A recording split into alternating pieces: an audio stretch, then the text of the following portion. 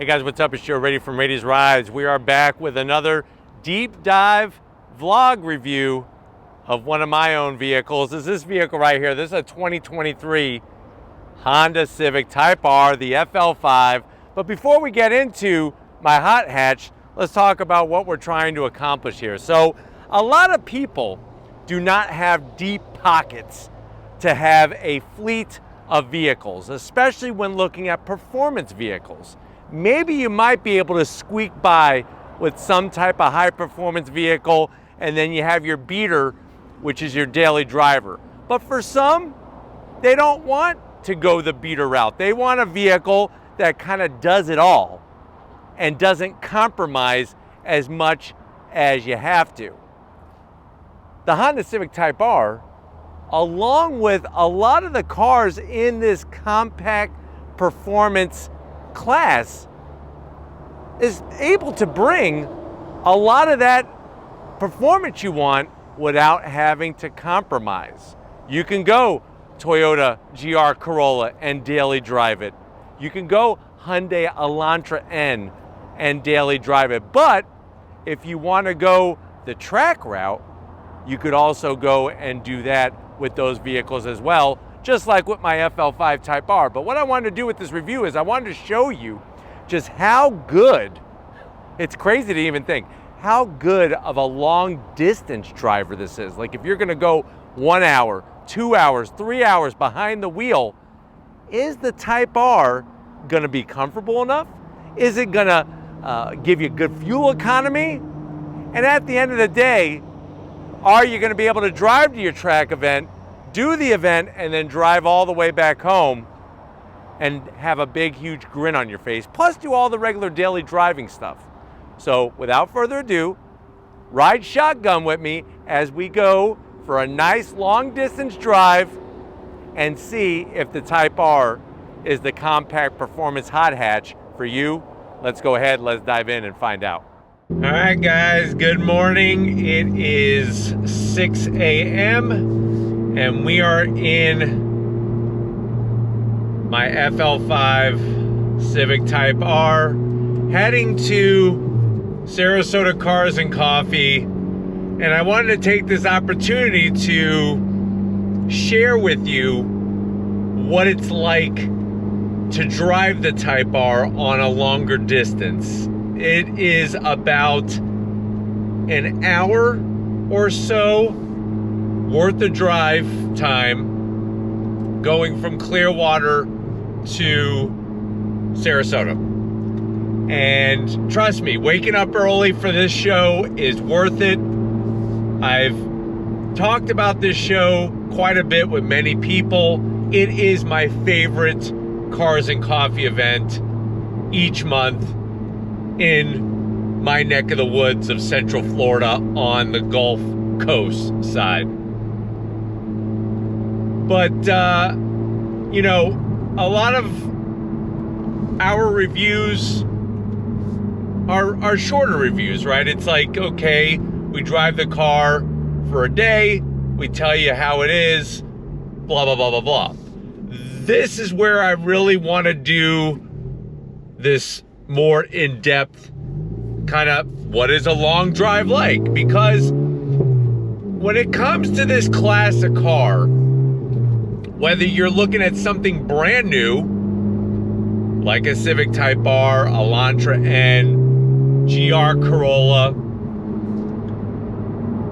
or even something pre-owned like throwing in a Subaru WRX STI or even a Ford Focus RS, what are the cars like when you're sitting in them for a much longer time?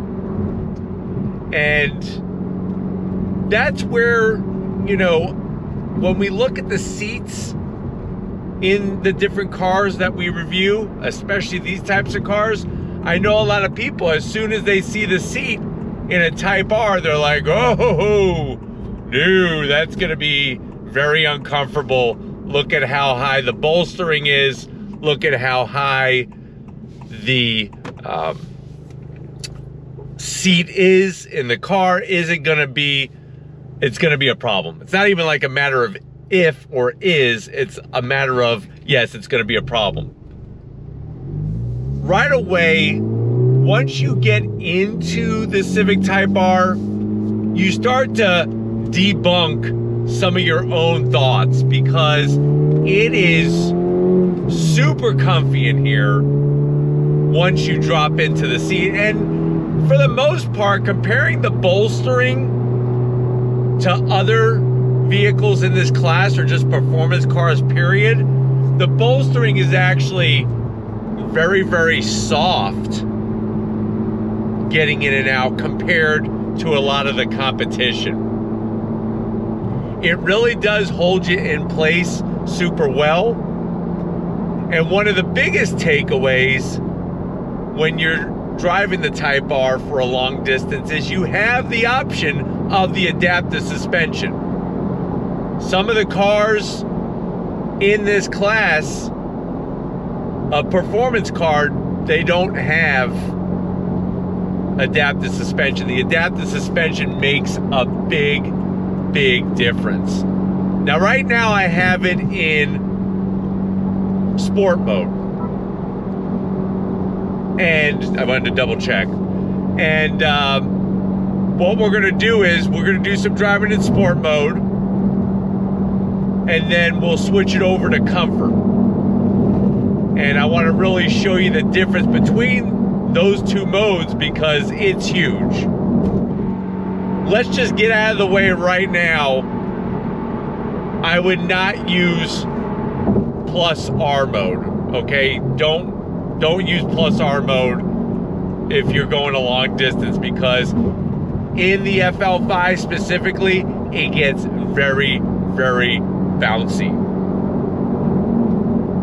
But in sport mode, yeah, it's a little bouncy, but it's not too bad. But boy, oh boy, when you do comfort, that's really where the changes show. But I'm going to hit the highway, and I'm going to check in with you periodically to let you know how it's going.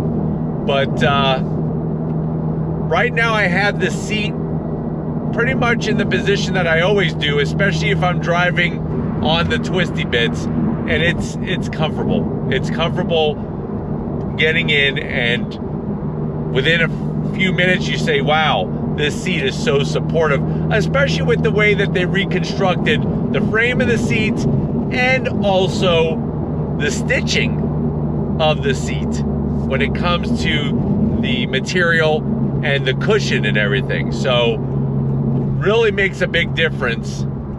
And the FK8, the previous generation Type R, seats are phenomenal in that as well. They're actually better in this car for 2023 and up.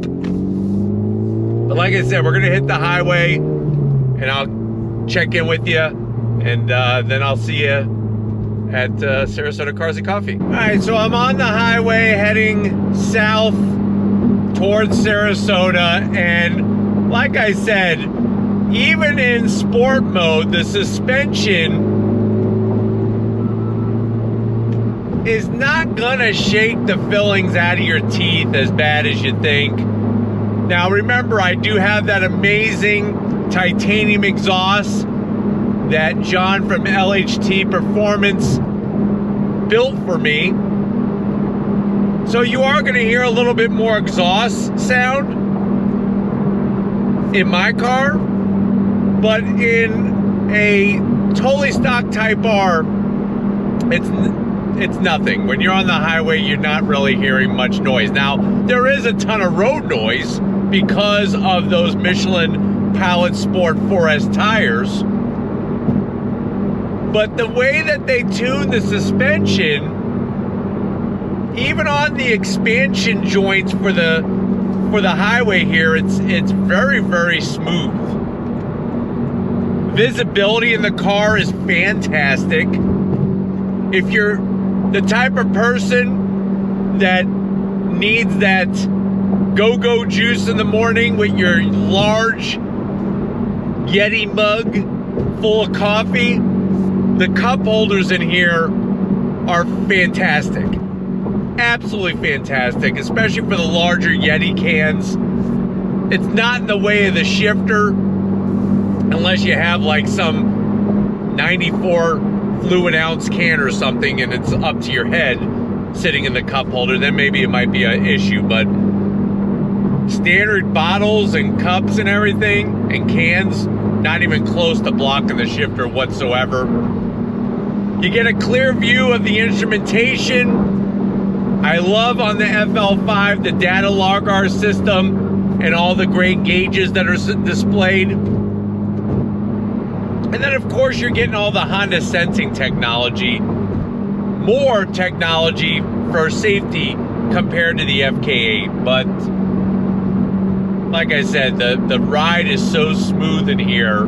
It's almost like, do you really need comfort mode?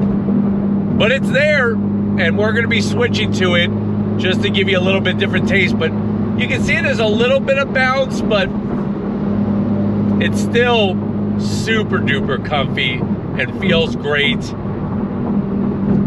It just, yeah, you are gonna compromise on the road noise. And if that's something that you think is gonna bother the hell out of you, go with a different tire. And that can help ease some of that road noise. But it's one of those cars that I love getting back into because it's just so fun to drive. And what's also awesome is that I'm in 6th gear and you roll onto the throttle and you don't really need a downshift unless you have some emergency maneuver you have to make to get out of somebody's way, or if somebody, you know, is about to come into your lane and you need to get out of the way, then you can downshift. But other than that, I mean, you roll in the throttle and it's got that torque delivery right in the sweet spot where you want it. But it's a fun car to drive, whether you're doing the twisty bits or whether you're doing highway driving, because of how usable it is, how maneuverable it is. And like I said, with the exhaust that John built, yeah, it's definitely louder in here when it comes to exhaust sound, but that's kind of the compromise you make, right? But we'll check back in and see if I'm still feeling as fresh as a daisy. As you can see, the expansion joints are getting a little bit more intense, but it's still, like I said, it's one of those things that this type of car, it's kind of expected. And for what the overall capability of this vehicle is, especially on the twisty bits, it's still, compared to a lot of other performance cars, even in Sport Plus mode, it does a better job than a lot of the suspension in other cars. But we'll check back in a few minutes, see how it's going. So right now we're going over the Skyway Bridge. This connects St. Petersburg to Sarasota. And still having a sport mode, I'm gonna go ahead and put it into comfort. And when you put it into comfort, it's almost silly just how well this car rides and drives over the expansion joints of the Skyway Bridge. Unbelievable how Honda has been able to do that tuning, which is great. And then another thing to talk about with this car is, of course, the amazing MPGs. And right now I'm averaging 24.5 miles to the gallon, and that's with a bunch of on throttle in there as well. So really, really crazy just how versatile, truly versatile this car is compared to everything else in its class.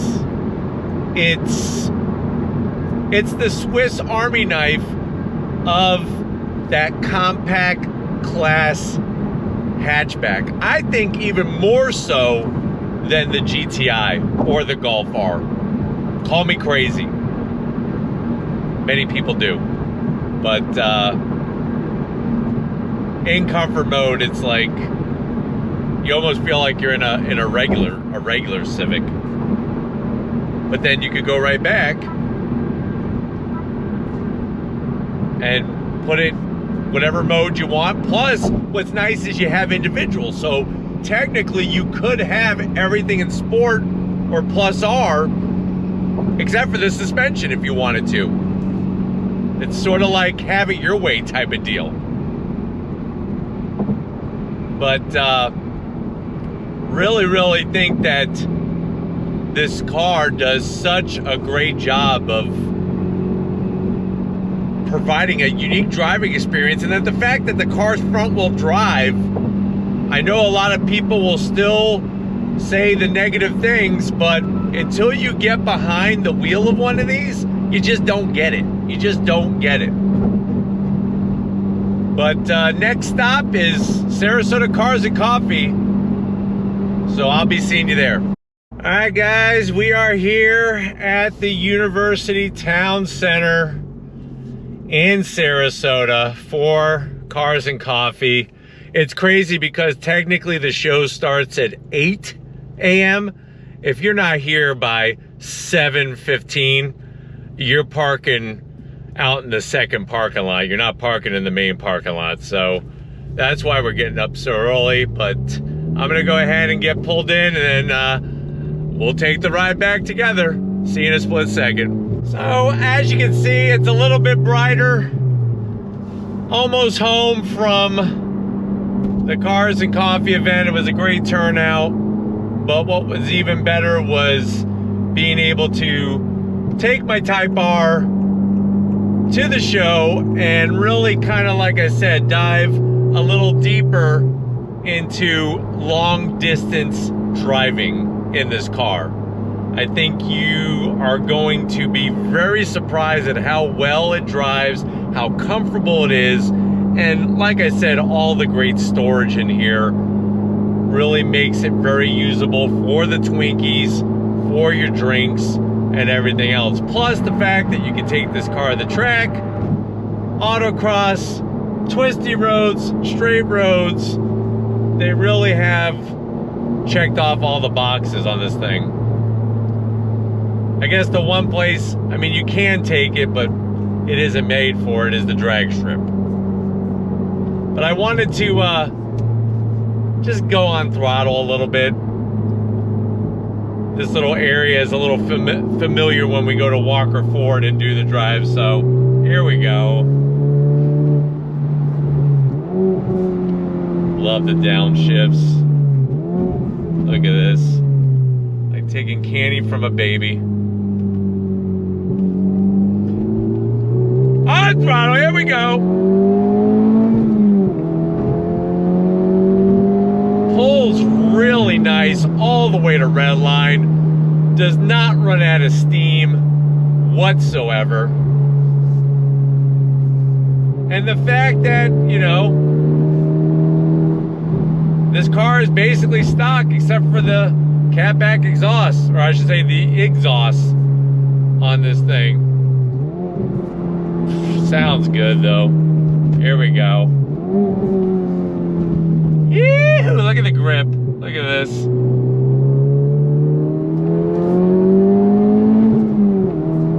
Nice.